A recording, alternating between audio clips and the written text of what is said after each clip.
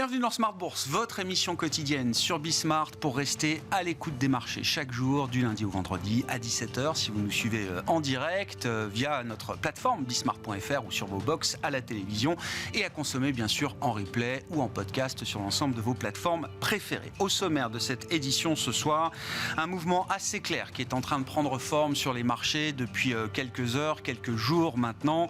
C'est la détente très nette des rendements obligataires de long terme avec un 10 ans américain qui aura perdu jusqu'à 30 points de base quand même par rapport au pic qui avait été atteint vendredi dernier après la publication d'un rapport sur l'emploi aux États-Unis encore très solide pour le mois de septembre.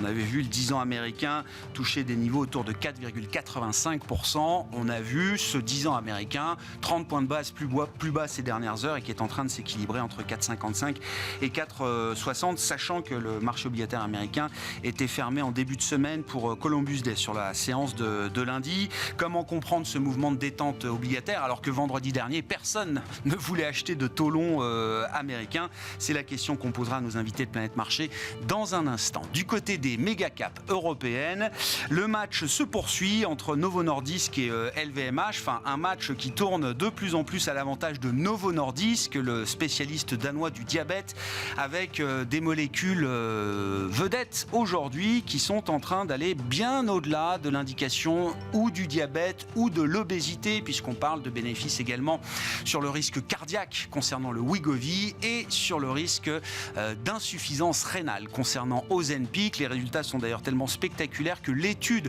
menée dans l'insuffisance rénale avec Ozempic a été d'ores et déjà arrêtée puisque les critères ont déjà été atteints, indiquait hier soir Novo Nordisk. Le titre Novo gagne autour de 4%, très proche de ses sommets historiques aujourd'hui, quand LVMH trébuche sur une publication qui montre une normalisation de la consommation des produits de luxe avec une croissance quasiment divisée par deux d'un trimestre sur l'autre, moins de 10% de croissance organique pour les ventes de LVMH à l'issue du troisième trimestre. Vous aurez le détail dans un instant avec Côme Dubois et l'impact bien sûr du titre LVMH, de la baisse du titre LVMH sur cette séance boursière. Et puis dans le dernier quart d'heure de Smart Bourse, le quart d'heure thématique, un peu de pédagogie autour du levier d'endettement des entreprises avec la perspective évidemment de besoins de financement ou de refinancement qui arriveront plus ou moins vite pour certaines entreprises. On parle de 2024, 2025 pour les grands murs de refinancement des grandes entreprises cotées. Néanmoins, il faut d'ores et déjà imaginer que ces refinancements ou ces nouveaux financements se feront à des coûts très différents. L'occasion de revenir sur cette notion de levier d'endettement et nous en parlerons avec les équipes d'Iveo Capital Partners et Michael Israël, cofondateur d'Iveo, sera avec nous en plateau à partir de 17h45.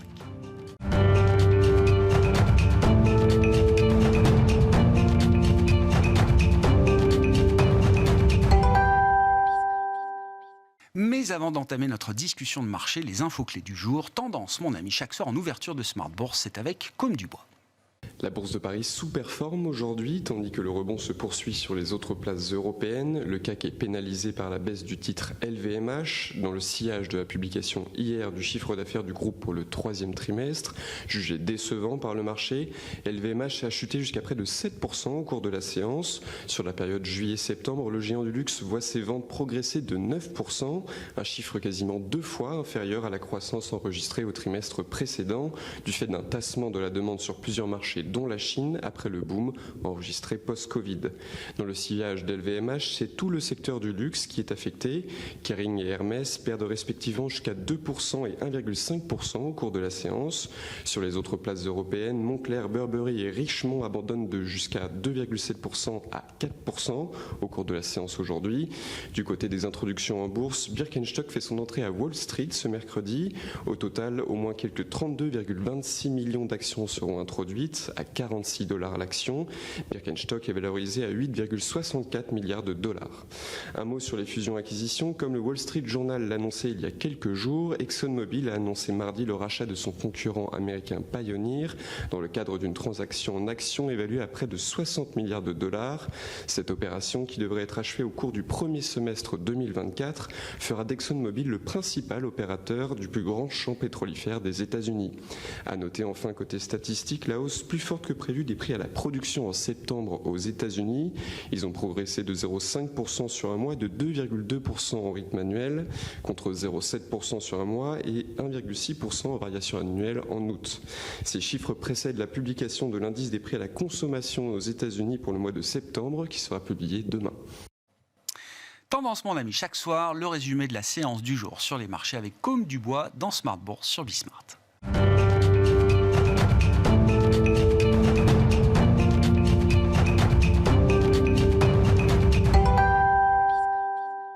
Trois invités avec nous chaque soir pour décrypter les mouvements de la planète marché. Vincent Genzi est avec nous en plateau, directeur de la stratégie d'investissement de Cholet Dupont Oudard. Bonsoir Vincent. Bonsoir Grégoire. Merci d'être avec nous. Merci à Régis Béguet de nous accompagner également ce soir. Bonsoir Régis. Bonsoir Grégoire. Associé gérant de Lazare Frères Gestion, et Christopher Demby qui est avec nous également autour de la table. Bonsoir Christopher. Bonsoir. Ravi de vous retrouver et félicitations encore pour cette nouvelle position chez Pictet Asset Management, conseiller en stratégie d'investissement avec la lourde tâche de succéder à Frédéric Rollin, qu'on salue s'il nous écoute.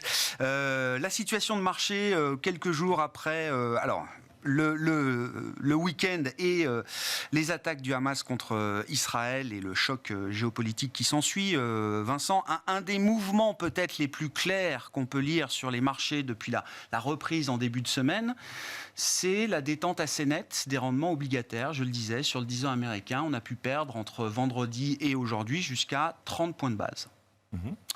Comment on explique ce mouvement? Est-ce que c'est de la pure recherche de coffre-fort, de sécurité, ou est-ce que c'est un mouvement qui peut être prolongé par des sujets économiques plus fondamentaux? Écoute, si on observe l'évolution des taux américains depuis plusieurs mois, on voit qu'on est dans une tendance clairement haussière qui n'est pas invalidée, mais qu'elle s'accompagne de mouvements de repli régulièrement. Donc pour moi, c'est des prises de bénéfices, c'est-à-dire que les banquiers centraux, notamment la Fed, maintiennent leur position, higher for longer, donc ils vont maintenir les taux à un certain niveau jusqu'à ce que l'inflation va les satisfaire. Mais ils n'ont pas envie non plus d'avoir des dérapages qui seraient trop dangereux pour les marchés. Donc la Fed, elle fait son exercice de communication. Il y a le président, il y a tous les gouverneurs, votants, non-votants, qui s'expriment. Et là, on n'était pas loin des 5%, ce qui était peut-être un seuil un peu critique. Donc que quelques gouverneurs, même Faucon, disent « bon, ben voilà, peut-être que ça va se calmer un petit peu », c'est suffisant. Alors après, il y a la recherche des rendements, mais je ne suis pas certain que le repli des taux que nous voyons soit très fondamental. Je pense que pour l'instant, ça ne change rien à la tendance. On ne sait pas très bien où ça va s'arrêter. Je pense que 5%, ce serait bien, mais on verra bien. Ce que l'on ne maîtrise pas du tout, c'est pas tellement la manière dont l'évolution de l'inflation va jouer ou la position de la Fed. On suppose à peu près comment ça va se mettre en place. Mais il y a aussi les mécanismes de marché. Or, on a vu qu'on a une volatilité sur le marché obligataire qui est quand même très importante. On n'est pas à l'abri d'un accident. On a eu la crise des banques au printemps. On peut avoir des hedges qui sont dans le mauvais sens. Bon, donc, il est normal que les banquiers centraux maintiennent une position fixe, mais qu'ils essaient d'arrondir un peu les angles pour que la progression ne soit pas trop forte et trop rapide, de mon point de vue. Donc, c'est très bien pour les marchés, ça leur permet de souffler. Vous noterez qu'en même temps, les marchés actions étaient aussi venus se poser sur des seuils de résistance assez importants. Donc tout allait, si vous voulez, bien dans le bon sens pour qu'on ait des rebonds, pour l'instant techniques, qui se mettent en place sur les marchés obligataires et sur les actions. Et quand vous dites des prises de profit, ça veut dire que beaucoup de monde dans le marché est encore short duration, comme on dit, Alors non, Vincent. quand je dis prise de profit, parce que les taux ont rebaissé. D'accord. En l'occurrence, c'est un gain qui a été enregistré. Donc non, je pense que les vendeurs ont arrêté un petit peu et que les acheteurs se sont dit, bon voilà, on est à 4,90, 4,85, pourquoi pas? D'autant qu'il y avait le discours des deux banquiers américains, banquiers centraux américains, qui est venu alimenter ce mouvement. Je ne pense pas que ce qui s'est passé ce week-end ait beaucoup joué.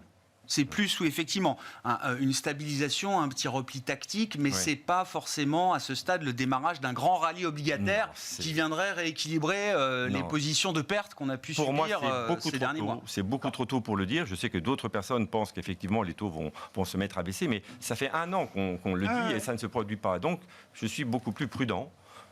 Je crois qu'il n'y a pas un espace je ne pense pas que les taux puissent aller beaucoup plus haut. Parce que s'ils allaient beaucoup plus haut, ça nous en lancerait dans l'erreur de politique monétaire et avec un risque de ralentissement qui se met en place, donc les taux rebaisseraient derrière. Mais voilà, il y a des phénomènes de marché qu'il ne faut pas exclure.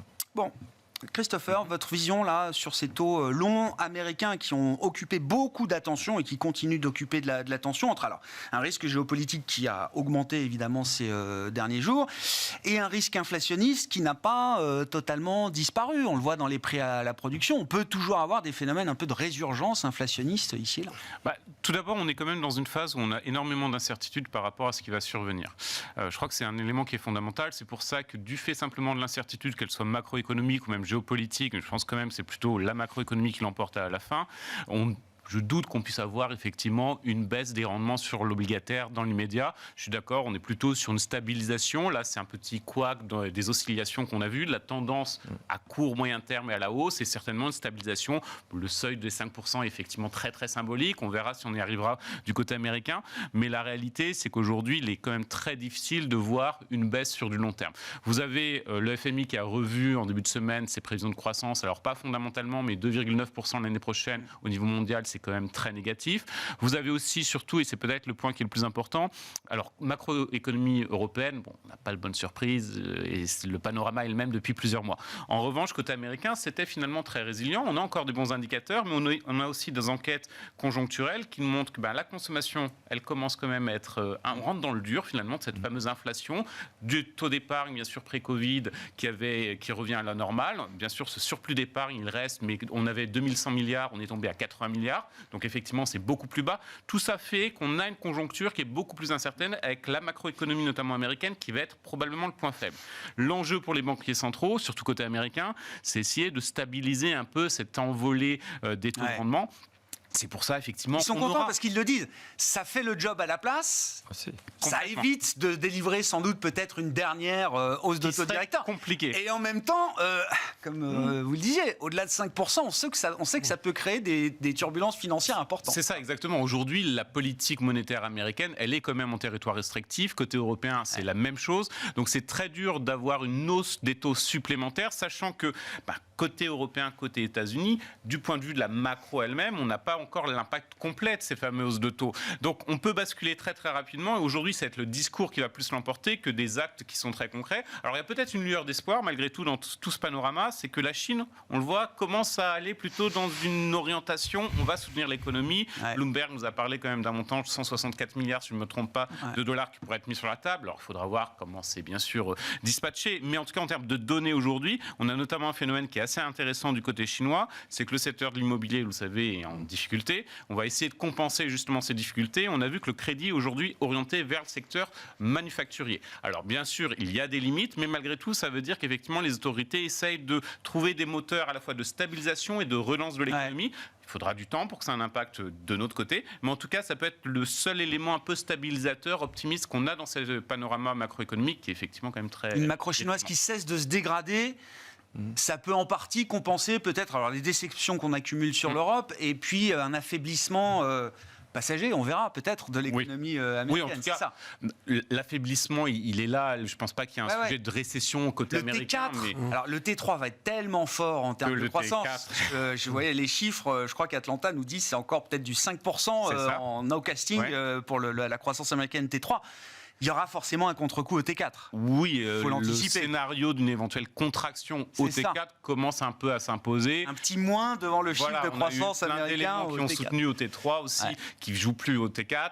Le remboursement des prêts étudiants. Vous avez une étude, je citerai de Fidelity, qui est quand même assez frappante. C'est que vous avez comme 30% de ceux qui ont un prêt étudiant aux États-Unis sont aujourd'hui dans une situation tellement difficile qu'ils considèrent qu'ils ne peuvent pas payer leur fin de mois. Donc l'étude qui a été publiée en septembre. Donc il y a quand même effectivement des éléments qui montrent que ça va être compliqué au 4e trimestre. C'est pas de la récession, mais ça peut être une contraction quand même sur un trimestre.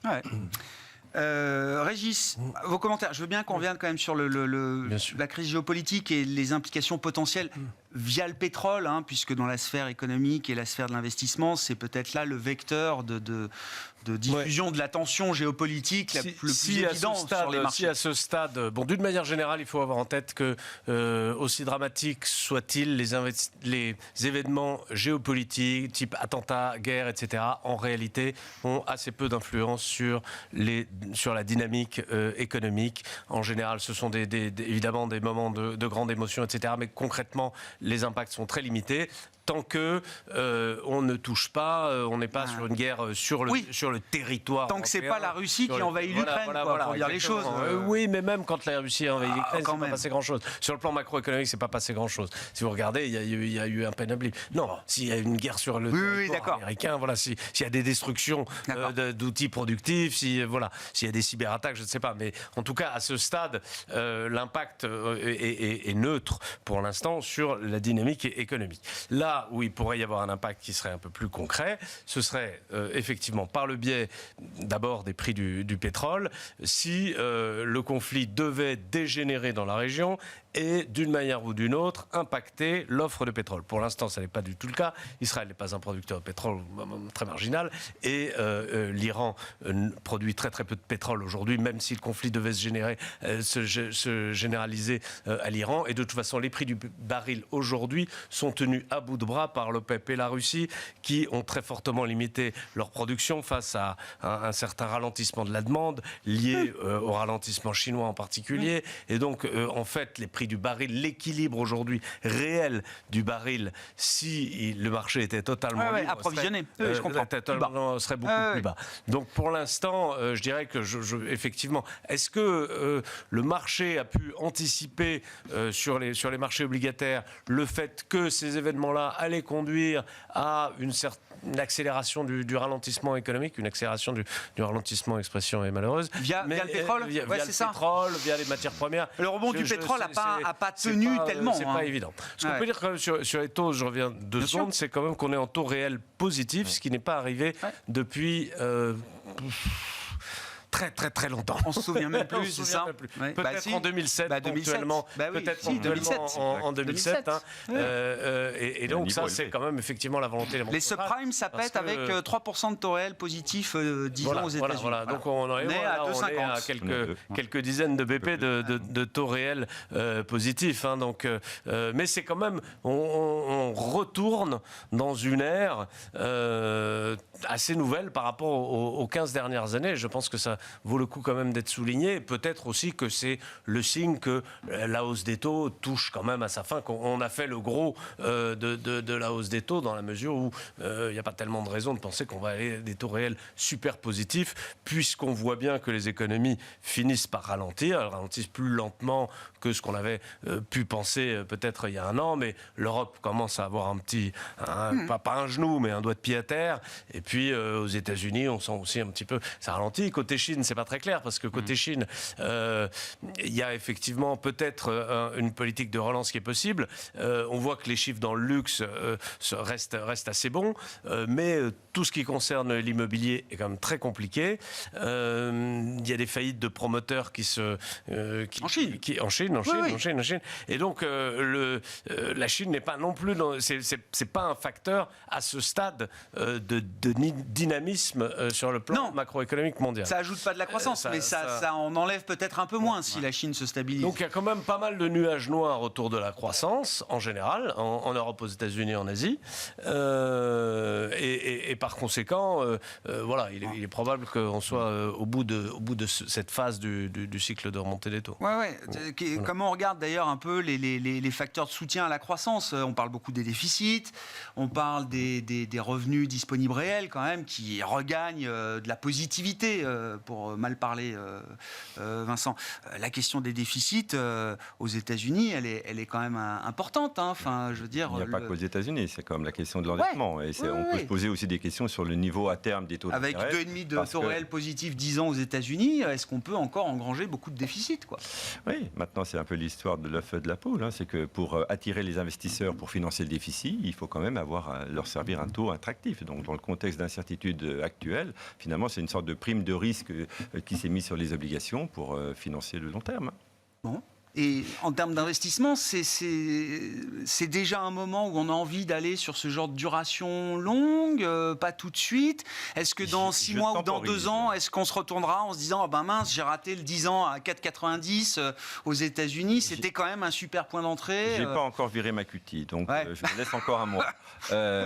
C'est vrai que ça commence en tout cas aux États-Unis, pour un investisseur américain, Oui. Ça peut redevenir attractif. Pour l'investisseur européen, c'est plus compliqué compte tenu de la couverture du change. On peut penser que ça commence à l'être aux États-Unis. Mais en Europe, je ne crois pas. Juste sur la Chine, une toute petite parenthèse, puisqu'on parlait de mesures de relance en Chine, il faut faire attention, ce n'est pas le même type de relance que précédemment, et la Chine aidait le reste du monde quand elle consommait des produits de luxe, des voitures de luxe et du capital goods, de l'investissement.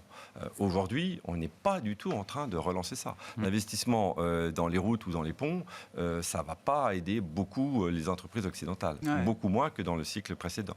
Donc, stabilisation, oui, donc il y aura peut-être un petit peu moins d'anxiété sur la Chine, mais ça ne va pas relancer les niveaux de consommation de biens occidentaux de manière aussi importante que par le passé, je pense.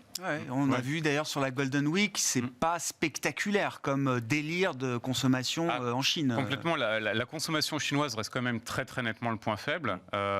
Et surtout, le gouvernement chinois, à mon avis, a assez peu de marge de manœuvre tant qu'on aura un secteur de l'immobilier qui va être justement en phase de gestion sur la longue durée. Et ça, vous n'aurez pas de retour de la confiance. Donc effectivement, ils n'ont pas d'autre choix que d'avoir d'autres mesures. On a eu, notamment en début d'année, on avait des signaux très clairs de Pékin aux gouvernements locaux disant il faut subventionner au maximum le secteur des exportations, mais vous dites ça à des gouvernements locaux qui sont en même temps aussi très endettés et qui n'ont pas une capacité de manœuvre qui soit extrêmement importante.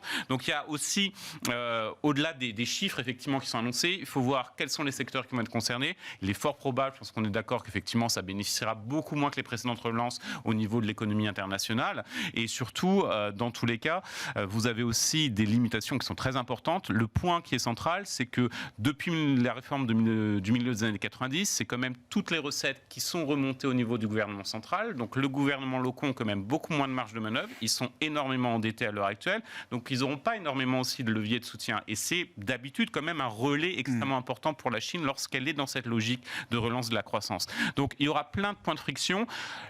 Espérer une relance chinoise massive, c'est très peu probable, avec des effets qui soient bénéfiques au niveau mondial. En revanche, le meilleur des mondes, un peu, en étant assez réaliste, c'est plutôt la stabilisation. Et à long terme, peut-être une relance de la consommation, mais dont on ne voit pas du tout même les premiers soubresauts. Mais il y a une forme un schéma lent qui se met en place, effectivement. On ne cherche plus des rebonds ou des reprises rapides, c'est plus le sujet pour la Chine. 1 trillion d'yuan, 150 milliards de dollars, alors ça pèse un peu, mais c'est pas un game changer non plus pour la dynamique de la croissance chinoise. En plus, on verra si l'annonce est confirmée. Il y a un plénum, je crois d'ailleurs, bientôt là. Oui, il y a 2 réunions importantes d'ici la fin de l'année. Donc on verra. Mais c'est vrai que c'est un peu bizarre de se dire à 2 mois et demi de la fin de l'année, on lance la cavalerie pour faire nos 5% de croissance, quoi. Ce sera très très lent. Il y a effectivement 2 réunions. Il y a le plénium à la fin du mois d'octobre. Alors la date officielle n'est pas encore communiquée, mais d'habitude c'est fin octobre. Donc là, on aura les grandes lignes directrices sur les 5 à 10 prochaines années en termes de relance. Et surtout, alors il y a une réunion qui est un peu moins commentée, qui a lieu au T4. On n'a pas encore la date, donc vous voyez, ce sera d'ici la fin de l'année, mais qui permet de savoir très concrètement, effectivement, quels vont être les projets dans le détail qui vont être financés sur du court moyen terme. Donc c'est vrai qu'on manque énormément de visibilité, et surtout, il y a certainement en interne au niveau de la Chine aussi une bataille sur quelles sont les mesures à mettre en place. Il y a eu toutes ces rumeurs, par exemple, sur le marché des changes, d'une éventuelle dévaluation. Ça revient assez régulièrement quand la Chine se porte mal. On sait très bien que c'est pas du tout dans les mesures. Et d'ailleurs, si on regarde l'évolution du yuan chinois, c'est pas du tout ce qu'a fait la Chine. Mais malgré tout, on voit très nettement aussi qu'ils n'ont pas de bon levier. C'est vrai que si vous avez une monnaie qui se déprécie, on pourrait se dire ça relance les exportations. Mais c'est pas complètement évident. Et surtout, vous avez des fuites de capitaux qui augmentent. On a eu les chiffres pour le mois de septembre. La fuite des capitaux en Chine commence à devenir un peu problématique. Donc, ils sont aussi énormément bloqués sur les leviers d'action. Donc, ça va être très compliqué dans les prochaines années. C'est très compliqué pour la Banque centrale d'assouplir massivement les conditions et la politique. Tout à fait. Et baisser le taux de réserve obligatoire des banques, c'est fait, mais on sait très bien que c'est un effet plutôt limitatif. Alors là, on reste, bien sûr, on s'oriente sur les gros chiffres. Voilà, qu'est-ce que ça libère en termes de liquidité, mais comment c'est utilisé concrètement? Il y a énormément de limitations. Donc, il faut être très prudent sur la relance chinoise. La consommation de luxe, on en parle, c'est le sujet quand même, à travers la publication de LVMH. Alors, quels sont les enseignements un peu généraux pour le secteur et pour ceux qui vendent des produits haut de gamme. La veille de la publication de LVMH, il y avait aussi chez Mercedes un petit signal d'alerte où on nous disait attention, la classe S, ça se vend moins bien. J'ai vu que c'était des baisses à 2 chiffres quand même sur les prises de commandes et les ventes de classe S qui sont, je crois, de ce que je comprends de l'automobile, qui sont le segment le plus, un des plus luxueux chez Mercedes. Après, vous avez l'ultra luxe, Oui. Ferrari, etc. Mais Non, mais je parlais chez Mercedes. Oui, bien sûr, chez l'occurrence. Mercedes. Oui. Est-ce que c'est un avertissement un peu général d'année spectaculaire pour le luxe? C'est quand même pas le même ticket moyen entre une Mercedes classe S et les produits d'LVMH, même s'il y a des produits qui sont très très chers dans le luxe, mais on n'est pas, voilà, on parle de 170 000 euros d'un côté. Il y a des prix plus abordables chez LVMH, voilà, c'est ce que vous voulez dire. Des tickets moyens qui sont quand même beaucoup plus faibles de l'autre. Je crois qu'LVMH a des 18 millions de clients en Chine. Je ne pense pas qu'il y ait 18 millions de propriétaires de classe S en Chine non plus.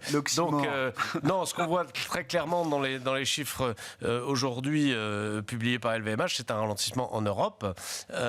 Donc ça, c'est vraiment le point, la mauvaise surprise un petit peu de cette publication. C'est vraiment le consommateur européen. Et c'est le premier signal. Je n'ai pas en tête d'avoir eu de message de ce type pour l'instant sur le plan microéconomique du consommateur européen. Et c'est inquiétant, l'Europe pour la consommation de luxe, c'est quand même pas le plus gros marché de LVMH. De signaux négatifs. Comment ? Je dis l'Europe pour la consommation de luxe et pour LVMH, ça fait longtemps que c'est plus le premier marché. C'est pas majeur, mais ça participe quand ça pèse quand même en décroissance. Oui, j'entends. Quand vous avez un de vos marchés qui est en décroissance, on avait déjà vu les États-Unis ralentir au trimestre précédent. Et pour l'instant, la partie Chine tient assez bien, ce qui en fait une originalité parce que dans beaucoup de publications, on a une Chine qui faiblit dans beaucoup de domaines, mais apparemment pas encore tout à fait dans le luxe. Après, le luxe, c'est toujours difficile à lire du point de vue de la Chine parce que une très grande partie, en fait, la moitié des ventes de produits de luxe aux Chinois avant le Covid étaient faites quand ils voyageaient à l'étranger. Quand ils ont cessé de voyager, il y a eu pratiquement un transfert intégral de ces ventes. Ils se sont mis à consommer sur Internet et en local la même quantité de produits. Maintenant, ils recommencent à ressortir. Donc, c'est difficile de lire les chiffres chinois. Pour l'instant, il ne semble pas qu'il y ait de fléchissement de ce point de vue-là, mais il n'y a pas non plus d'accélération. Le luxe, d'une manière générale, nous a habitués depuis maintenant 20 ans, depuis que la Chine a émergé, donc depuis le début des années 2000, à des niveaux de croissance qui sont systématiquement extrêmement élevés. On parle de 10, 15, 20, 30, 40% par trimestre et et le marché s'est habitué à ces chiffres-là et quand on a des chiffres qui s'approchent de zéro, voire qui passe la barre des zéros, ça fait un gros choc pour le marché qui avait en tête que c'était impossible, qu'on resterait. Par ailleurs, même sur l'effet prix, on commence à avoir un peu des difficultés. C'est aussi une nouveauté, quelque chose de très très nouveau. Il y a une limite au pricing power du luxe. Voilà, et c'est quelque chose qu'on n'avait pas en tête jusqu'à présent. On pensait que l'effet prix était qu'il y avait zéro élasticité prix sur les produits de luxe. Là, on voit apparaître une inflexion dans ce domaine. Donc. Il y a une parenthèse qui se referme pour ce secteur du luxe, pour la consommation discrétionnaire, le haut de gamme ou le très haut de gamme. Il y a eu des années magiques, rugissantes. Oui, il y a une parenthèse qui se referme, mais elle se rouvrira. C'est-à-dire qu'on a regardé la croissance des résultats d'LVMH sur très longue période. Donc je parle de plusieurs décennies. On était, au niveau des résultats, pas du chiffre d'affaires, on était aux alentours de 12%. D'accord. Et il y a des périodes où on est au-dessus, et puis on repasse en dessous. Là, je pense qu'on est en train de repasser un peu en dessous et qu'on n'a peut-être pas encore vu toutes les conséquences. Surtout si la Chine, au niveau de la consommation, ralentissait un petit peu plus. Moi, ce qui me frappe, une autre grille de lecture, c'est qu'on voit qu'on ne peut pas anticiper les mouvements. C'est-à-dire que c'est au dernier moment que LVMH fait son warning. C'est pas un Donc, warning. Mais... Pardon ? C'est pas un warning, mais... Non, c'est pas un warning. Oh. Qu'il déçoit. Ok, donc il ne dit Il y a pas aux pas eu de analystes. préparation. Il dit pas aux analystes il y a 15 jours. Non, ça m'intéresse, ça. Parce que Vous êtes on a la optimiste, comme Ouais. certaines entreprises le font. Ok. Aux US, c'est donc, une ça va- culture beaucoup plus culture de la communication Oui. financière, de la préparation du terrain avant les trimestriels est plus c'est vrai, il y a un importante petit aux peu plus, États-Unis mais en Europe également. On sait qu'en Europe, il y a des Ouais. entreprises qui appellent les analystes en Ouais. disant écoutez, là, vous êtes vraiment très, très en dehors du coup. Quoi. Vous êtes beaucoup trop optimiste, Ouais. beaucoup trop pessimiste. Après, l'analyste fait ce qu'il veut. Hein, Ouais. c'est sûr, mais voilà. Donc, c'est ça qui me gêne un petit peu. Donc, Après, on le cours avait de bourse, un ça avait déjà marché- perdu de 20% aussi. Hein, Oui, pour mais LVMH. plus par l'effet taux. Certes. Alors que là, on n'est plus Ouais. du tout dans la même chose. Bien sûr, en termes de valorisation, on retrouve des niveaux un peu plus attractifs si on regarde l'histoire des 5 ou 10 dernières années. Mais en termes de résultats, on est encore loin du compte. Donc bien sûr, quelqu'un qui n'a pas d'LVMH peut se dire, oui, ça vient de perdre 20%, pourquoi pas en acheter un petit peu. Mais quelqu'un qui en a depuis 10 ans, Il n'y a pas d'urgence. je pense qu'il n'y a vraiment pas d'urgence et il n'est pas exclu que le mouvement se prolonge encore pendant Ouais. quelques trimestres. Quand vous quelques dites c'est une années. parenthèse, alors je dis c'est une parenthèse Et qui c'est- se referme, parce qu'on elle l'a se déjà vu. rouvrira, Elle- bien sûr, Mais mais bien ça sûr. veut dire que dans l'intervalle, il y aura mieux à faire que peut-être être surpondéré trop massivement sur ce Oui. secteur, qui reste un secteur poids lourd et Oui, en tout incontournable cas, forcément pour ça ne ceux qui suivent les marchés. Ça ne pourra plus avoir le type de surperformance que ça avait ces dernières années pendant quelques temps. LVMH ne va pas disparaître, ça reste une boîte extraordinaire. Mais bon, après, il y a l'investissement boursier et c'est tout. Donc, c'est peut-être une parenthèse qui se referme, mais qui se rouvrira. Peut-être que c'est l'Inde qui remplacera la Chine. On verra. On verra. Mais il y a quand même une chose sur la Chine, c'est que la prospérité pour tous, c'est pas une classe S pour tout le monde, et c'est pas des montres à $50 000 pour tout le monde. Donc, qu'on parlait du plénum, du Parti communiste chinois, je ne suis pas sûr qu'il relance la consommation de produits de luxe. Non. Non, puis il l'avait même bien cassé à un moment Faut pas en oublier luttant que contre la l'épargne- corruption et les cadeaux un peu trop visibles, on parle visiblement, beaucoup qui des promoteurs s'échangeaient. immobiliers, mais il ne faut Ouais. pas oublier qu'une grande partie de l'épargne des ménages chinois, c'est l'immobilier. Ouais. Hein, donc Ah bah, l'effet bien sûr. richesse, on l'a connu aux États-Unis en 2007. Donc je ne prévois pas une implosion, hein, mais ce que je veux dire, c'est que le mouvement, il arrive lentement, mais il va peut-être pas s'arrêter comme ça tout de suite. Hein. Je ne suis pas sûr qu'on ait vu la fin de la normalisation chinoise. Bon, qu'est-ce qu'on peut dire du poids du secteur du luxe aujourd'hui dans un indice comme le CAC ou dans un portefeuille d'investissement, Christopher? Moi, je trouve que la séance est intéressante parce que, bon, déjà, LVMH c'était réservé à la baisse ce matin. Ça arrive quand même pas tous les jours de voir une réaction comme ça de marché.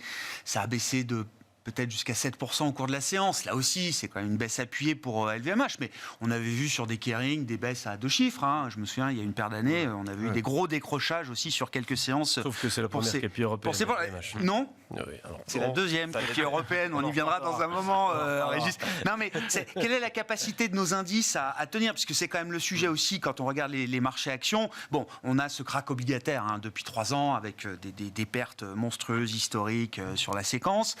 Les actions tiennent beaucoup mieux quand même. Il y a ce phénomène de résilience qu'on voit encore d'ailleurs, y compris dans la situation immédiate.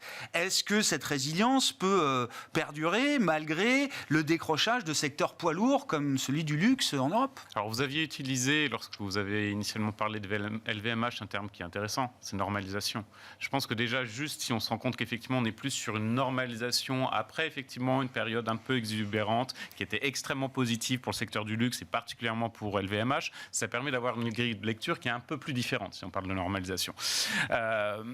Pour LVMH et pour le secteur du luxe plus globalement, ça reste quand même un secteur qui est très porteur, avec beaucoup de potentiel, même s'il y a assez peu aujourd'hui, parce que c'est déjà un peu passé la grande tendance, il y aura certainement du M&A dans les prochaines années, dans les prochains mois, puisqu'il reste quelques prises, notamment côté Bourse de Milan, qui peuvent être éventuellement intéressantes. Ça peut d'ailleurs concerner LVMH comme d'autres sociétés importantes dans le secteur du luxe. Ça va être effectivement un moteur, ça aussi, intéressant pour les investisseurs.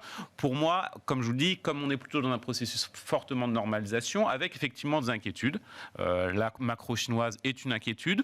En même temps, on a aussi le gouvernement chinois qui a autorisé depuis le mois d'août les voyages de groupe à l'étranger. Donc on verra, est-ce que concrètement ça va se matérialiser aussi par la suite. Mais foncièrement, au-delà de cela, je pense que si on regarde sur les derniers résultats trimestriels, y compris des entreprises du luxe qui ont une taille beaucoup plus faible que LVMH, ce qui a été extrêmement impressionnant, c'est leur capacité notamment à trouver systématiquement des relais de croissance. Alors soit technologique, ça peut être le digital, typiquement la Chine à un certain stade, soit lorsque ces relais étaient un peu épuisés, on a eu une diversification géographique géographique. Je me souviens, il y a eu quelques résultats trimestriels de cela, peut-être 2 ou 3 trimestres de cela. Vous aviez des sociétés plutôt mid-caps dans le luxe qui nous disaient la macro chinoise, ça, bien sûr, c'est pas très glorieux. En Europe, on n'a pas finalement aussi un potentiel important. En revanche, c'est beaucoup plus développé du côté des États-Unis. Ils ont énormément bénéficié du surplus d'épargne. Donc, c'est un secteur qui a une énorme force de résilience. Ouais. C'est pour Une ça agilité. Voilà, c'est très dur d'être pessimiste, même d'ailleurs à court terme. C'est plus effectivement le débat, c'est les points d'entrée indéniablement qui peuvent être intéressants pour des investisseurs qui se positionnent aujourd'hui. Mais à moyen long terme, effectivement, ça reste dans tous les cas un secteur extrêmement résilient. Et après, on peut toujours débattre de qu'est-ce qu'on entend par luxe. Si on intègre, et j'ai tendance à intégrer notamment, y compris de l'Apple, Apple a ouvert récemment son premier magasin en Inde. Donc pour du grand public, on parle de relais de croissance, là c'en est un, ça prendra bien sûr du temps parce que la macro indienne est aussi très complexe, mais malgré tout ça montre effectivement que ça reste des secteurs qui sont... il y a des relais, il y a encore des poches à exploiter. Énormément, oui, bien sûr. Oui, l'idée c'est d'avoir une vue normale sur ce secteur. C'est ça. Voilà, on sort de l'exubérance. Ni exagérer dans un sens, ni dans l'autre. Complètement. Il y a plein d'autres secteurs qui ont connu aussi des périodes d'exubérance. Il faut simplement comprendre la normalisation qui est nécessaire. Après, comme en Europe, on n'aura jamais Apple, Amazon et autres sociétés de croissance américaines en dehors du secteur du luxe et de la santé. Difficile de trouver autre chose. On a eu ASML à un moment qui était première cap européenne. Bon, il y a eu des Adiennes, ça a un peu moins tenu, mais il y a eu des tentatives dans le secteur tech d'avoir des nouveaux leaders en termes de market cap en Europe. Et aujourd'hui, la première market cap, c'est Novo Nordisk. C'est Novo Nordisk, une valeur que personne ne connaît. Pas ceux qui écoutent Smart Bourse, ça fait déjà plus d'1 an qu'on en parle. Non, mais une valeur danoise, donc on n'est pas zone euro déjà, il faut le préciser. Non, c'est fascinant, parce que la question qui se pose, donc historiquement, acteur, un des 2 grands acteurs, ou même l'acteur mondial du diabète, c'est ça historiquement. Et partant de cette molécule utilisée dans le diabète, c'est toujours la même molécule avec des dosages différents. Ils sont en train d'explorer un certain nombre d'indications, donc l'obésité, et puis sur l'obésité on s'aperçoit diminution des risques cardiaques, et puis on s'aperçoit limitation des risques d'insuffisance rénale, ça c'est la nouvelle du jour qui fait encore monter le titre. La question qui se pose, c'est dans quelle indication est-ce que Novo Nordisk ne va pas apporter quelque chose de plus que l'existant et que le marché actuel. Alors, c'est fascinant quand même. Effectivement, valeur danoise Novo Nordisk, c'est probablement la meilleure performance de toutes les valeurs européennes, toutes devises confondues sur 20 à 25 ans. Ils sont très centrés sur une maladie, fait 90% de leur chiffre d'affaires, qui est effectivement le diabète. En 2 secondes, si vous me permettez, j'explique juste ce que c'est que le GLP-1. Le diabète, c'est donc l'excès de sucre dans le sang qui est cassé par l'insuline produite par le pancréas. Le diabète, c'est une insuffisance de production d'insuline. Le GLP-1, donc, dont on parle aujourd'hui, c'est une protéine, c'est une hormone qui va commander le pancréas. Donc on est 1 degré en amont de la production d'insuline par le pancréas. Ça a été développé, il y a effectivement, vous avez raison de le souligner, il y a fort longtemps, il y a une 20aine d'années qu'on a développé le concept, il y a une 15aine d'années que plusieurs GLP-1 sont sur le marché, et notamment celui de Novo Nordisk qui domine très largement le marché. Ils ont ensuite évolué en termes de dosage et on s'est très rapidement aperçu, avec son grand concurrent sur cette partie GLP-1 qui est Eli Lilly aux États-Unis, que ça induisait la prise de GLP-1, non seulement améliorait le diabète en tant que tel, mais induisait une perte de poids, et ils ont développé des indications avec des dosages différents dans la perte de poids, jusqu'à avoir un premier produit dans l'obésité, un deuxième produit dans l'obésité qui s'appelle Wegovy, qui est sorti donc il y a 2 ans. Oui, qui est déjà sur plein de marchés. Qui explose littéralement. Et là, aujourd'hui, ils ont annoncé sur la partie, cette fois-ci... diabète, Ozempic, donc en injection hebdomadaire, qu'on avait des effets très favorables sur l'insuffisance rénale. L'insuffisance rénale qui est une maladie à 60% composée de diabétiques. Donc, et ils ont prouvé il y a quelques semaines dans l'obésité, cette fois-ci, donc il faut quand même... Oui, on s'est parlé d'eux. Il y a quelques semaines dans l'obésité, ils avaient des effets favorables sur les risques cardiaques. Non, mais on voit bien toutes les pathologies associées, toutes les comorbidités associées à ces 2 grandes maladies, diabète et obésité, qui peuvent d'ailleurs se rejoindre. Il y a des intersections énormes entre ces deux pathologies. Non, on se dit, où est la limite ? Voilà. C'est Alors, quand même la ce qu'il question faut que se savoir, posent c'est les que ce n'est analystes pas aujourd'hui, là. Si novateur que ça, dans le sens où il y a une autre molécule dans le traitement de diabète qui s'appelle les SGLT2, les anti-SGLT2, qui sont produites entre autres par AstraZeneca, mais aussi par d'autres concurrents, qui ont déjà prouvé, il y a déjà 3-4 ans, qu'ils avaient des effets très favorable dans l'insuffisance rénale. Et aujourd'hui, ce qui est publié dans l'étude de Novo Nordisk aujourd'hui, ça qui est intéressant, c'est qu'ils disent c'est égal, l'effet favorable est égal, pas supérieur, égal aux SGLT2 qui sont donc sur le marché déjà depuis 3-4 ans. Donc la nouvelle n'est pas aussi dramatique que oui, dans le non, sens anglais Régis, du terme, on n'en parlerait que- peut-être pas que autant. le marché On en semble, parlerait, d'accord. le dire. On n'en parlerait peut-être pas autant s'il y a 3 jours de cela, le CEO de Walmart disait les gens sous traitement, Ozempic, Wegovy, il y a Mounjaro aussi chez Eli Lilly, consomment moins de cochonneries. C'est comme ça que je le dis. Mais c'est des baisses qui peuvent être marquées sur certains items. C'est notamment tout ce qui est très calorique, les comportements de consommation des gens sont en train de changer. Ah, mais oui. Et non, mais là, l'autre effet sur les fournisseurs de dialyse, c'est moins 20% pour Fresenius Medical Care. Chaque fois qu'il y a une nouvelle avancée dans une nouvelle indication, il y a un secteur qui s'effondre en bourse derrière. Écoutez, d'une certaine manière, on pourrait souhaiter que le marché ait raison, c'est-à-dire que et pourquoi il aurait tort ? Effectivement, le développement de Zempic, Weekly ou des GLT2 vous croyez pas à la révolution réduisent de manière absolument visible et dans des proportions fortes le nombre d'insuffisants rénaux. Je ne peux souhaiter que ça. Est-ce que je crois que c'est raisonnable aujourd'hui d'actualiser la baisse des insuffisants rénaux sur les 20 ou 30 prochaines années grâce au GLP1 ? Je pense que c'est allé il y a un peu peut-être un vite phénomène. Peut-être que ça va très vite. Et les paroles de Walmart allaient aussi très très vite. Peut-être que le marché joue le endgame tout de suite, mais il y a quand même l'idée qu'il se passe quelque chose. Sur les obèses aux États-Unis, sur Wegovy, on parle de quelques milliers de patients. Je ne sais pas si Walmart, l'étude n'est pas complète et plein de. Il y a eu une étude de JP Morgan notamment qui a beaucoup circulé. D'accord. Oui, enfin c'est quand même le patron de Walmart, quoi. Il dit pas ça par hasard, j'imagine. C'est une nouvelle qui est importante, oui. Moi, ça me fascine. C'est le progrès de la recherche médicale. Et puis je trouve que ça remet. Non, mais c'est ça. Je trouve que ça remet un éclairage sur le secteur de la santé un peu différent, peut-être, de celui qu'on pouvait avoir. J'en sais rien. Non. Ouais. C'est pas une révolution qui vous. Moi, comme on gère pas mal d'actions américaines sur un fonds, ce qui est très étonnant, si on le regarde de manière en prenant de la hauteur, c'est que les gagnants sur le marché de la santé dans les grands labos américains, ça change sans arrêt. Ah oui. Ouais. Tous les 2 ans, c'est un nouveau. C'est Eli Lilly, la plus grosse market cap, je crois. Voilà. Aujourd'hui. Mais c'était pas le cas il y a 2 ans. Oui. Avant, c'était Abbott. Bon, alors, je ne sais pas si Eli Lilly, ce sera le même dans 2 ans. Ça va tellement vite. Ouais. Donc il y a une certaine volatilité, alors qu'avant, du temps, les belles années de la santé, vous aviez Roche, Novartis, ça durait. Enfin là, on parle quand même d'un blockbuster potentiellement historique. Quand même. Regardez Merck, les blockbusters qu'il a lancés. Regardez le blockbuster sur le Covid. Bon, ça dure non, alors que ça ne profite pas forcément. D'accord, oui, mais d'accord. Mais ce que je veux dire, peut-être qu'on a quand même là sous les yeux les prémices de quelque chose qui pourrait bouleverser. Non, mais c'est très bon pour la santé publique. Là-dessus, c'est très clair. Mais ce que je veux dire, c'est que ça ne va pas changer le fait que les marchés sont devenus extrêmement exigeants et volatiles, même de ce point de vue-là. Ouais, donc, ils jouent des leaders. 1 an après, ils en jouent un autre. Ouais.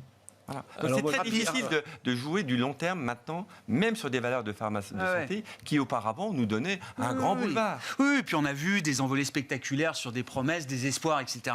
Et puis une phase 2, une phase 3 qui arrive et qui casse l'enthousiasme. Moi, je suis un grand fan en 2 secondes du secteur de la pharma parce que précisément, il n'y a pas de mauvaise histoire. Vous pouvez chercher, il n'y a pas de mauvaise histoire. Il y a des périodes de sous-performance, 5 ans. Oui. Voilà, ça peut sous-performer pendant X années, peut-être 10 ans. Mais il faut être diversifié. Mais à la fin, on gagne.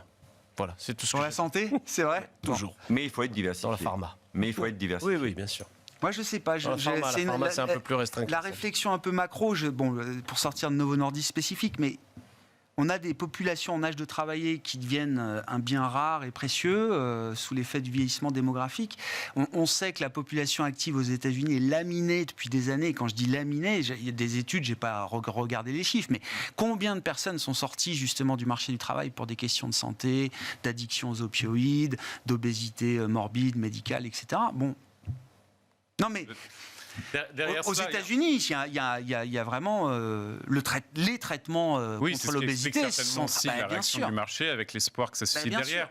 Mais fondamentalement, et ce qu'on a constaté depuis la post-Covid, c'est qu'on a aussi tout un sujet qui est un peu lié, qui est finalement la nutrition, le mieux vivre. Et vous regardez certaines valeurs. Alors bon, vous avez aussi des valeurs qui capturent bien cette thématique mieux vivre, nutrition, d'autres qui sont un peu plus larges, certains groupes américains qui ont dans leur compartiment cet aspect-là et d'autres choses comme vous évoquiez pour Walmart, mais c'est aussi une grosse thématique, y compris pour de santé publique. C'est peut-être, ça explique en partie la réaction du marché, et on verra bien évidemment comment ça va se définir. Mais il faut certainement toujours être prudent. Alors bien sûr, on est sur des grandes pharma, on n'est pas sur le secteur de la biotech, où c'est encore beaucoup plus volatile, où on a eu un peu de tout ces dernières années. Mais la réalité, c'est qu'il y a certainement une vraie thématique de santé publique liée à la nutrition, et donc à la capacité à être productif, qui commence à s'imposer, plus aux États-Unis, mais les statistiques qui tombent en Europe sur les niveaux d'obésité et les attentes, alors je ne vous parle pas dans 10-15 ans, mais c'est en 2030, sont aussi très alarmantes. Donc ce sujet va être aussi européen très rapidement. Oui, et sans doute émergent aussi. Complètement. Comme la Chine ou d'autres sont en train de partir sur des trajectoires. En Chine, c'est considérable. Tout à fait. En Chine, c'est considérable aussi. Il faut qu'on s'arrête, messieurs. Merci beaucoup d'avoir été les invités de Planète Marché ce soir. Vincent Genzi, Cholet, Dupont, Oudard, Régis Béguet, Lazare Frères Gestion et Christopher Dembick, Pictet Asset Management.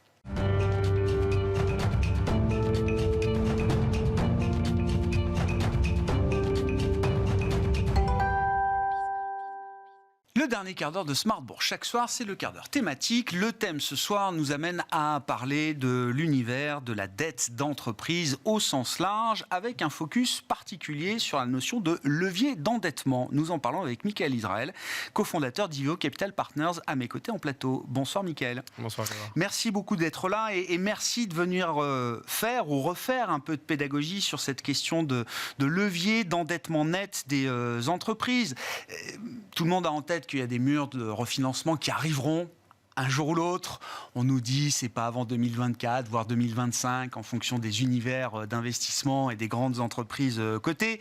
Mais on sait que ces entreprises qui reviendront lever de la dette ou se refinancer sur le marché à un moment, le feront à des coûts de financement très différents de ce qu'elles ont pu faire par le passé. Et c'est donc un bon moment pour se focaliser à nouveau sur cette question du levier d'endettement, pour constater déjà, et vous êtes venu avec un graphique pour nous montrer la dispersion qu'on peut avoir dans un univers d'investissement de la dette, entre des bien notés, des moins bien notés, des zones économiques développées et des zones économiques émergentes. Il y a une dispersion quand même en matière de levier d'endettement qu'il faut déjà observer.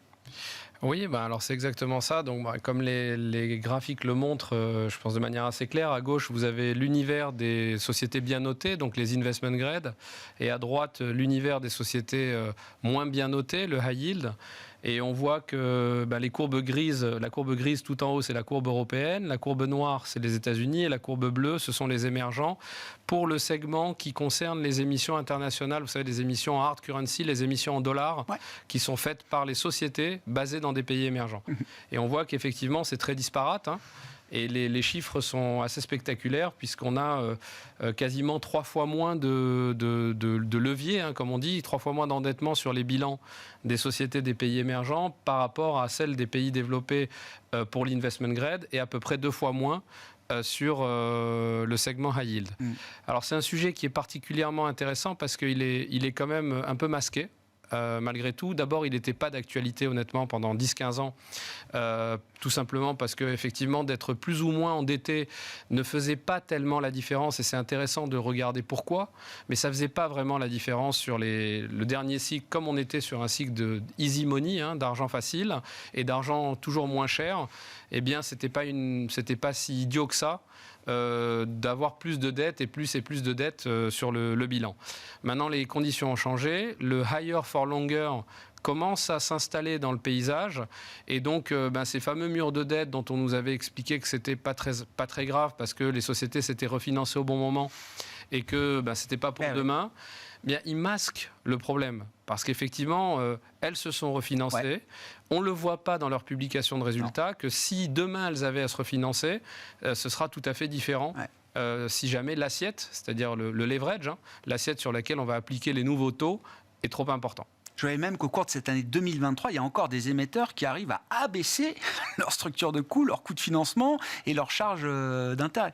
Alors ça, moi, je ne l'ai pas beaucoup vu. Justement, je regardais un article qui a dû paraître il y a 2-3 jours là, sur Altis, où ils expliquaient qu'ils avaient fait un refinancement. Oui, sur du leverage loan, c'est ça Oui, mais enfin, les taux, ils étaient... Ah bah là, oui. Non, mais au-delà des suspects habituels, effectivement, mais je voyais quand même qu'avec le jeu des maturités, les émetteurs arrivaient encore à contenir très largement avec le jeu leur de coût maturité, leur coût de financement. Et le fait, effectivement, que les spreads, mais là, c'est peut-être un peu trop de détails, mais les spreads ne sont pas au plus haut, mais l'un dans l'autre, l'addition de la partie taux plus la partie spread, c'est quand même très difficile pour une société aujourd'hui de venir se refinancer dans le marché à des coûts inférieurs à ce qu'elle a pu faire ces dernières années. C'est quasi impossible. Vous dites que le sujet est masqué, et pour ça, vous êtes venu aussi là avec un cas pratique très éclairant, c'est-à-dire deux sociétés, alors dans deux univers différents, puisqu'on a une société européenne, une société émergente, dans le segment high yield du marché, au rendement, même EBITDA, mais un levier différent. Vous disiez jusqu'à présent, ça ne changeait pas grand-chose dans la structure et dans le bilan de l'entreprise. Voilà, c'est un petit peu l'exercice du cas ici, c'est de remettre un peu des chiffres, parce qu'effectivement, comme on ne le voit pas, alors on repousse un peu cette idée derrière nous, mais si vous regardez, deux sociétés qui feraient 100 millions d'EBITDA, et puis on a tout simplement repris les chiffres des leverages, enfin des niveaux d'endettement que vous avez vus juste avant. Ouais, c'est ça. Et vous dites, une société qui fait 100 millions d'euros d'EBITDA et qui aurait pu avoir la possibilité de se leverager jusqu'à 4,5 fois son EBITDA, comme c'était le cas dans la zone européenne, par exemple, aurait sur son bilan, a priori, de l'ordre de 450 millions d'euros de dette. Si vous regardez les hypothèses, on va descendre tout en bas directement. Au début, les deux sociétés, vous en avez une qui a 2 fois EBITDA de leverage, donc 200 millions. Vous voyez qu'elles ne font pas tellement de différence en free cash flow. Ouais. C'est-à-dire jusqu'à maintenant, ça ne faisait pas la différence. Pour le même EBITDA, même si vous étiez 2 fois plus leveragé, vous génériez à peu près le même free cash flow. Si vous remettez maintenant les nouveaux inputs et vous mettez les nouveaux coûts de la dette dans chacune des zones géographiques, on voit que la différence se fait, elle est même significative. Vous avez dans un cas 56% de baisse du free cash flow et dans un autre cas une baisse de 22%. Et ça, c'est juste l'effet de l'assiette. Mais encore une fois, jusqu'à maintenant, on ne l'a pas vu. D'ailleurs, on ne l'a pas vu non plus sur les taux de défaut. Je veux dire, si on regarde le taux de défaut historique des 10 dernières années, 15 dernières années sur l'Europe, il est très faible. Pour cause, on pouvait s'endetter plus parce que l'assiette pouvait grossir parce que le taux baissait. Mais là, ce n'est plus le cas. Et voilà, on pense que c'est un sujet vraiment qu'il faudrait regarder de plus près. Donc, dette nette sur EBITDA, c'est ça la définition consensuelle du levier. Ça veut dire que dans cette séquence devant nous, de refinancement ou de matérialisation effectivement du risque du coût de financement pour ces entreprises, il va falloir être très attentif à la marge d'EBITDA, c'est ça oui, c'est dans ça va être la protection. Je pense que c'est vraiment un des critères pour se protéger. Donc il y a le premier critère, c'est de regarder où on en est des effets de levier. Est-ce qu'on a des sociétés endettées ou pas? D'ailleurs, j'entends beaucoup, il y a des questions sur pourquoi les small caps en equity ne remontent pas, etc. Si vous regardez, moi je connais plus le marché US, si vous prenez le Russell 2000 par exemple, c'est là où il y a du leverage, c'est pas sur le S&P.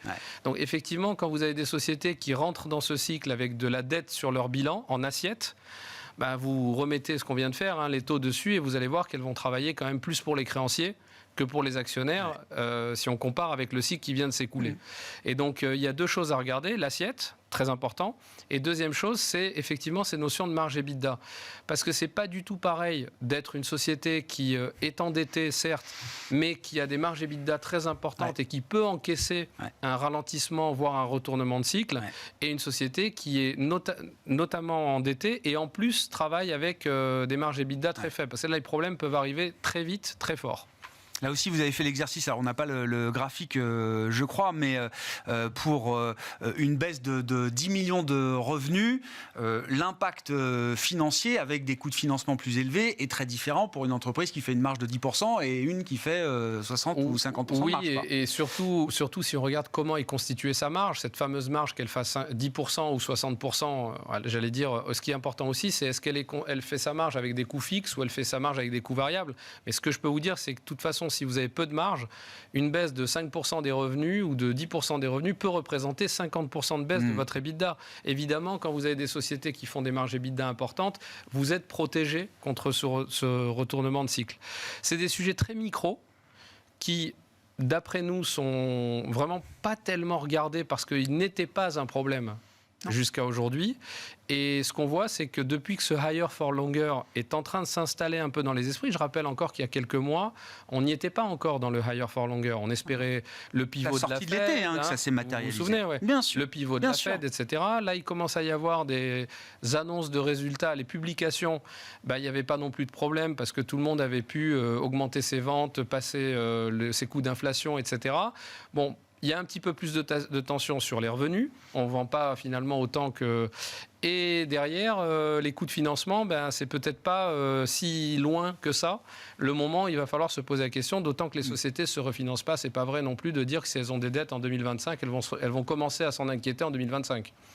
Oui, très clair. Oui, non, ça se fait un petit peu avant. Quoi. Ce risque sur les coûts de financement, est-ce que c'est un argument...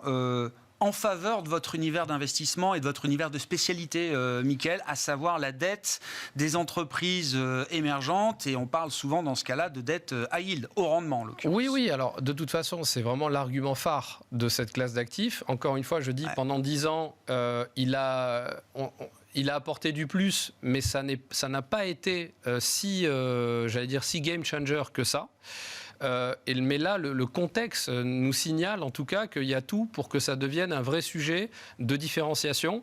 Rentrer dans ce cycle avec des taux d'intérêt plus élevés, peut-être pour plus longtemps, et moins de levier et les plus hautes marges EBITDA, parce que c'est souvent dans cet univers d'investissement qu'il y a des hautes marges EBITDA.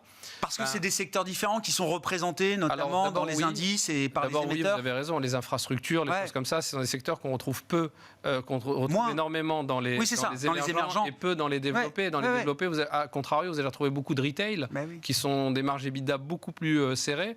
Donc voilà, il y a la constitution même de l'univers qui fait qu'on retrouve plus ces sociétés-là. Alors, ça ne veut pas dire qu'elles n'ont pas d'autres risques, il y a tous les risques géopolitiques, etc. Mais c'est vraiment sur le risque micro.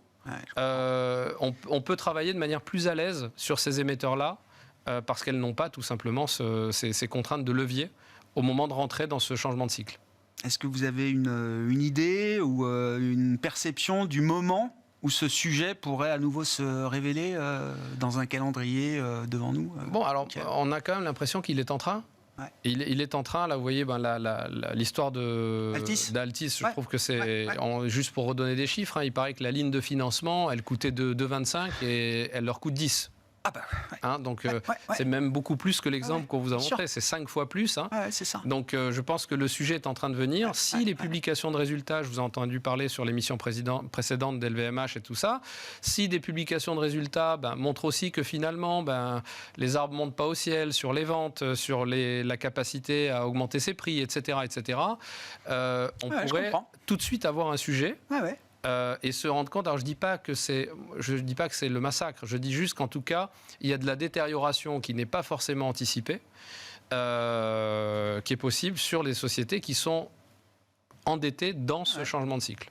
Et qui bénéficient encore aujourd'hui de primes ou d'absence de décote, notamment à travers les spreads par rapport à cette situation qui pourrait devenir gênante. Alors, je dirais que sur les spreads européens, quand même, sur le high yield, les choses ont repricé, mais ajuster du levier, est-ce que ça price assez bien ? Je ne sais pas, c'est des niveaux de spread inférieurs à ceux des émergents et avec des niveaux d'endettement qui n'ont rien à voir. Très clair. À ce stade, quelle est la logique, quels sont les principaux facteurs qui guident votre logique d'investissement chez IVO Capital Partners, Mickaël ? Alors déjà, essayer de faire le focus, toujours d'essayer d'aller chercher des sociétés qui ont des leviers les moins importants, parce que nous, ça reste un univers d'investissement, ça ne veut pas dire qu'il n'y a pas aussi des mauvais élèves.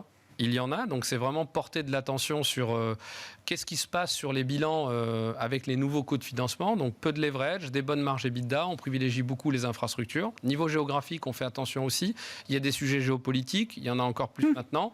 Donc on est très surpondéré Amérique latine, très sous-pondéré Asie.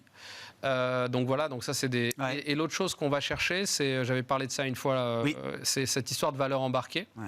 C'est-à-dire que l'idée, c'est de dire même sur les taux, on n'est pas tout à fait stabilisé, on ne sait pas si les taux vont encore monter, etc. Je parle notamment de la courbe américaine. Et donc du coup, c'est d'avoir un coussin de sécurité assez important. Chercher à le fabriquer. Et donc dans notre univers d'investissement, ce qu'il y a de bien, c'est qu'on n'a pas besoin d'aller chercher des sociétés trop endettées pour aller chercher de l'extra-rendement. Ouais. Et on essaye justement de partir avec des coussins entre 8 et 10%. Ça nous laisse de la marge par rapport au taux sans risque si les taux continuent à monter encore. Voilà. Merci beaucoup, Mickaël. Merci pour cette pédagogie autour de l'aspect bilanciel et du levier d'endettement des entreprises et cette comparaison entre les différents univers d'investissement. Mickaël Israël, qui était à nos côtés en plateau, cofondateur d'Iveo Capital Partners. Merci, Grégoire.